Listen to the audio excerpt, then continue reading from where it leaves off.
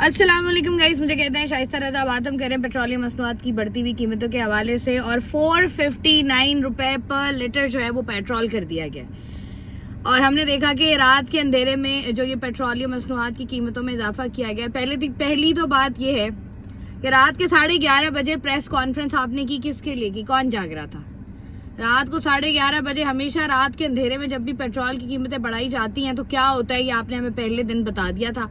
खैर, उसके बाद जो दुनिया भर में हालात हैं, उन हालात को सामने रख के आपने ये फैसला तो कर लिया। पूरे खत्ते की अगर हम बात करें तो इस वक्त सबसे ज्यादा पेट्रोल महंगा जो है वो पाकिस्तान में हुआ है।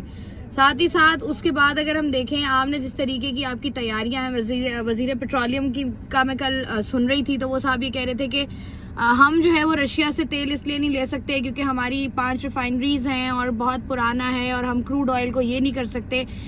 मुझे आप ये बता दें कि 77-78 साल के इस पूरे टेन्योर में जो बदल के 3-4 हुकूमतें हमारे पास आती रही हैं, पीपल्स पार्टी, मुस्लिम लीग नून हो गई, MQM थी, और साथ ही साथ जो है वो PTI थी।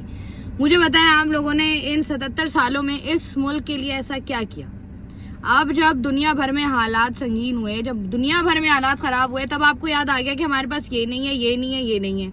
77 सालों में आपने क्या किया? इसके जेल का AC उतार दो, इसको ये वाली चारपाई दे दो, इसको सड़कों पे घसीटेंगे हम, अगर ये हो जाए तो जो है वो बिल जला दो, अगर ये कर लेना है तो ये कर लो, सड़कों पे निकल आओ, मुझे हुकूमत चाहिए, नहीं मुझे चाहिए, नहीं तुम इतना खा लो, नहीं मैं इतना खा लूंगा, ये करते रहे। आपने मुल्क की डेवलपमेंट के लिए कुछ किया नहीं आज तक।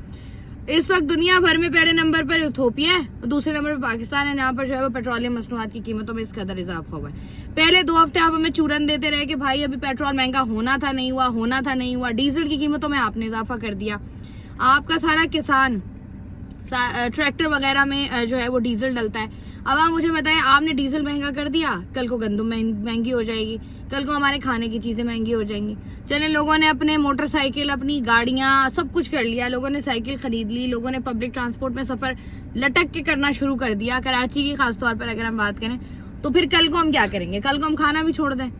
मतलब हम सब कुछ छोड़ दें? आपने अपना सब कुछ छोड़ लिया। आपका अपना सब कुछ पूरा है, आप लोगों के काफिले पूरे, आप लोगों के लश्कर पूरे, आप लोगों के लिए सब कुछ आसान, आम आदमी के लिए सब कुछ मुश्किल कर दिया।